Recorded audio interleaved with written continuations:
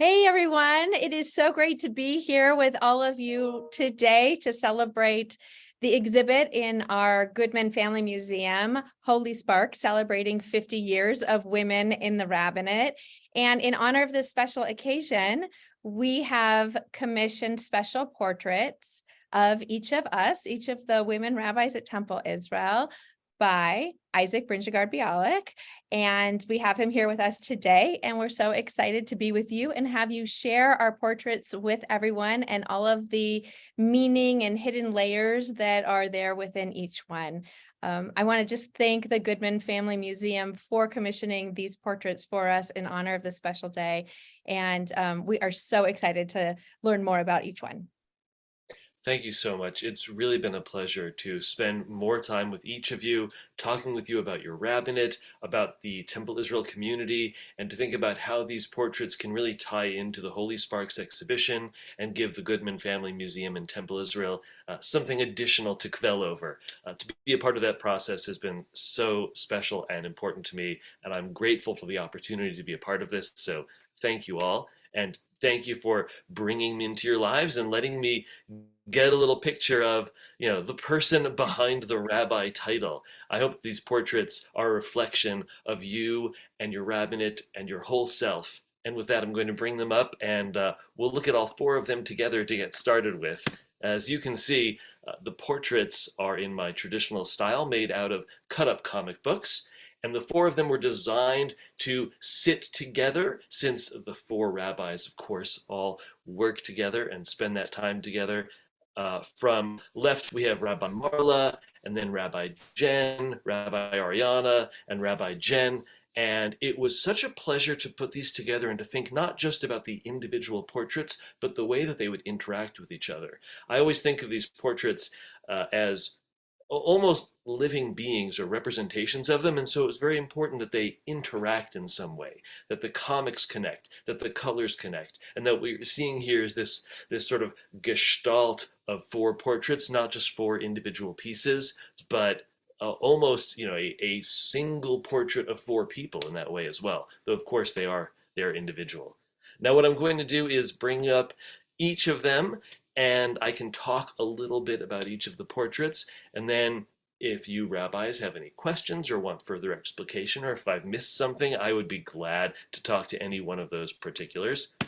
In no particular order, I have, looks like my screen share is still loading. I have all four of them to talk about, and we're going to start with Rabbi Marla. Now this piece is called The Call, and it's because one of the things that we talked about was that sense of a calling, something that we hear about with clergy all the time, but I know that Rabbi Marla takes very seriously. You'll note that within her face in the portrait, we have the words of Bereshit, chapter 1, verse 27, which talks about the simultaneous creation of men and women in the image of God. And that's because so much of Rabbi Marla's rabbinate is about that commitment to prioritizing, rooting for, and raising up women. And I really wanted to bring that to this piece as well. So not just that sense of why she is a rabbi, but what that means to her in terms of being a part of the community and where her focus is. The comics that I've used in this portrait are primarily powerful, passionate, vocal women. For instance, the superhero Black Canary, whose power is her voice. And in fact, it's known as her canary cry. So there's again that sense of that call, that voice coming out. Wonder Woman is in here as well. Kitty Pryde, who is one of my favorite comic book heroes, an outspoken Jewish hero. And then, of course, you can see Rabbi Marla's ever-present necklace representing her four children, which comes from a Fantastic Four comic, a superhero team that is also a family. I'm going to bring up my second portrait in a moment, but Rabbi Marla, did I cover everything in there? Are there any elements of it that you wanted me to focus on? No, I love it. I just absolutely love it. I love that the voice is the superpower, and I love the colors, and I love the roar on the side, and it just I feel like it embodies the essence of who I am, and I just love it. So much of these pieces is really revealed when you get up close to them. And I really encourage everyone to go see the Holy Sparks exhibit at Temple Israel. take a look at these portraits, get in close, and look at those comics, because there's so much that is obvious, but also so much in each of the portraits that it really only reveals itself upon that kind of close reflection. Now, the next one that's coming up is my portrait of Rabbi Jen later, and it's called Onward and Upward. And this is a reflection of Rabbi Jen's way of walking through the world with a sense of awe. And so you see a lot of figures in this portrait who are looking up and out at the world. And there are, of course, some subtle nods to her interest in science, because I couldn't resist, and I'm a little bit of a science nerd myself. So you get that natural world, you get the stars beyond. And of course, it's also built around Rabbi Jen's connection to music. There's some sheet music in her face from a CCAR Union hymnal from 1932. I love bringing pieces in from these books that were destined for the Geniza.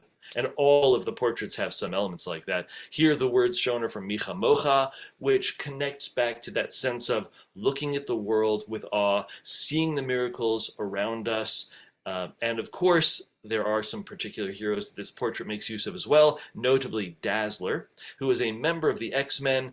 She's able to turn music into these powerful beams of light. She's also, one of my favorite characters from the X-Men, who are my favorite superhero team.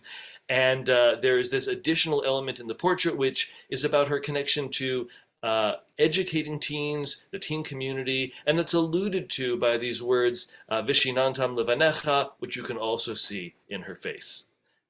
Really just, I had so much fun, as I said, exploring each of your individual personalities.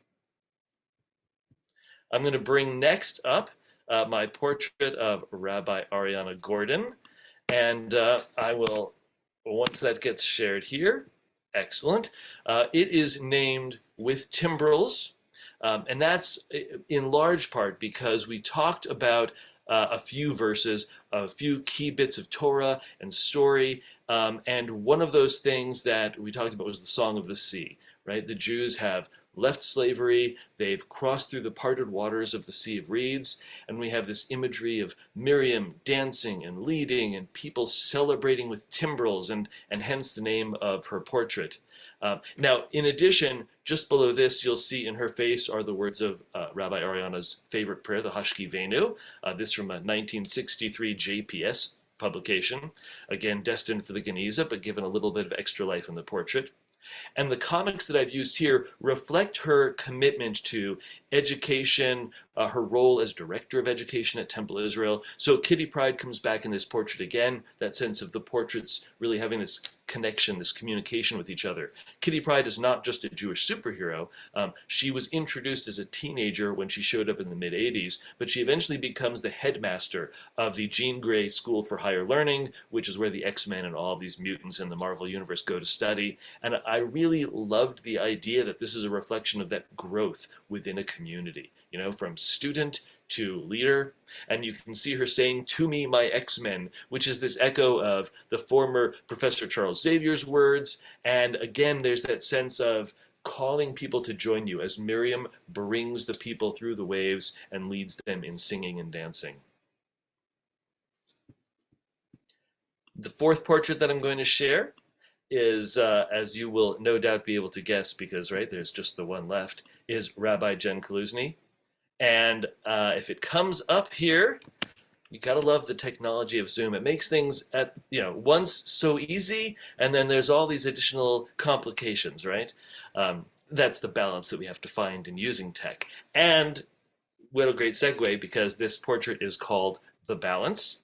And the portrait really explores Rabbi Jen's connection to Tikkun Olam, as well as her powers of empathy and authenticity. I love exploring what superpowers people say they have or would have, and that's what Rabbi Jen and I were able to talk about. And these qualities all come together in this portrait with a couple of characters who reflect those qualities, like Mantis from the Guardians of the Galaxy and Counselor Deanna Troi from Star Trek. I'm a big fan of Star Trek, particularly Next Generation. I know that some of the other rabbis here are as well.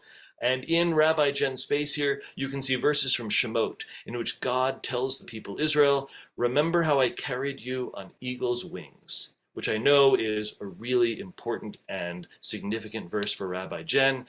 and it's there in both Hebrew and English, and it connects back to our responsible stewardship of the world, which again is that Tikkun Olam connection. There's a little bit of text here from a 1906 Pentateuch from Hebrew Publishing Company, and just so much fun playing with this idea of the world and all that is in it, and that there's this sense of connecting and strengthening the world and being responsible stewards, not just that big picture world, but our United States Jewish community, and of course the Michigan community, and then you get down to Temple Israel. All of these things, all of these levels, they all reflect our connection as Jews, and they all reflect your callings as rabbis, being a part of the community, leading and bringing your whole self. And I really tried to capture your whole selves in these portraits. I really look forward to seeing them as a part of the Holy Sparks exhibit. I just want to say thank you. I have had so much fun. These are gorgeous and amazing. And I've just had so much fun listening to you explain them. And I can't wait to go through them with a magnifying glass when they're part of our exhibit. And I know that our congregants will love seeing them too. But for me, the best part is seeing all four together. That is such a wow, and such a statement about what each of us brings, and how all of those things are all well and good, but to have us, all four of us together, it's not just each of us as a superhero, but really we got to come up with a name for ourselves, like the X-Men, but obviously something cooler than that. So thank you. It's really beautiful to see your work, and we're so grateful to have had the opportunity to learn from you too. I really love seeing all four, and as you talk about them, I didn't realize looking at them individually how connected and how there were these threads, that, as Rabbi Jen said, it really speaks to who we are as a unit also. But really in just a handful of conversations, you captured each one of us and our rabbinates and the essence of what we do and what we believe and who we are as individuals. And it is they're beautiful to look at and amazing, but it really is so fun to hear all of the details and to really be able to dig a little deeper and understand the thought that went into each one of them. So thank you. They are amazing. And I echo everything my colleagues have said. And I also love that you used pieces that were destined for the Geniza, because I think about all of the women through history that were leaders of Jewish communities, but weren't allowed to receive ordination. And it's almost like a nod to them, right? They were there, they taught these texts, they sang these prayers. And this is our way of including all those women who didn't get the opportunity that we got. And so I find that to be so special that the texts are from older books. I love that. So my wife has taught me, my wife's also a rabbi. My wife has taught me how you always acknowledge the people from whom you learn things. So I trust she wouldn't be embarrassed that I'm going to point out that she has taught me this as we enter into Shavuot coming up, which is when we're filming this little video.